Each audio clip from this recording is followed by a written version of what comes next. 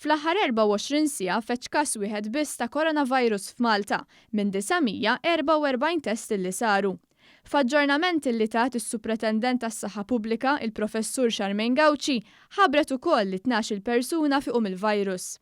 It-total ta' persuni li nstabu pożittivi minn meta feċ l-ewwel każ f'Malta jammontaw għal 468 persuna. Minn dawn il-każijiet 379 persuna fiqhom il-virus. 85 każ għadhom attivi. Il-Professur Charmaine Gauci qalet li l-każ il-pożittiv li feċ fl-aħħar sigħat huwa ta' Sudanis ta' 27 sena li jgħix fiċ-ċentru miftuħ ta' Ħalfar.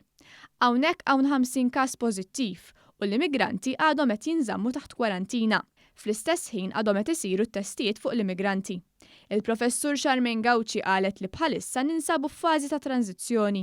Tajb infakkarkom li issa aħna qegħdin fil-fażi ta' tranzizzjoni, fażi li tħallna fiha għaliex in-numru ta' każijiet huwa dejjem stabbli u anke li l-arti jiġifieri rata ta' riproduzzjoni ta' kemm jinfirex dan il-virus fil-komunità dejjem qiegħda taħt il-1. Allura hemmhekk meta jkollok dan ir-ratio li huwa taħt il-1, hemmhekk inti jista' jkollok kontroll tas-sitwazzjoni.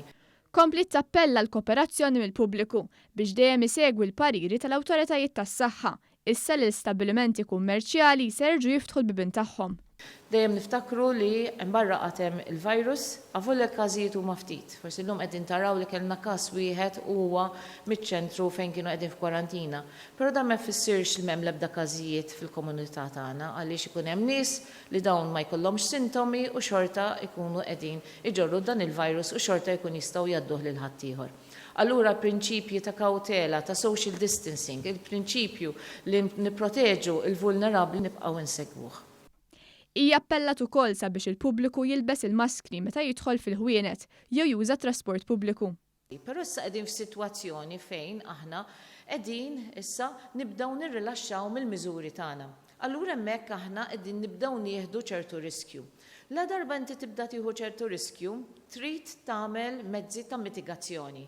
Allura issa wasal iż-żmien iva li meta inti ħatibda tidħol ħwienet, kemm dawk li aħna konna ħallejna miftuħin u kif ukoll dawk li issa ftaħnihom, hemmhekk il-mitigazzjoni tagħna fost diversi mezzi oħra huma li jintlibsu l-maskli. Il-Professur Gauci qalet ukoll 15,000 persuna daħlu jagħmlu t-test tal-COVID-19 fuq l-app li ġiet varata jumejn ilu, COVID-19 Symptom Checker, waqt li 1700 persuna daħlu jagħmlu t-test għal xi ħadd li jiġi minnhom.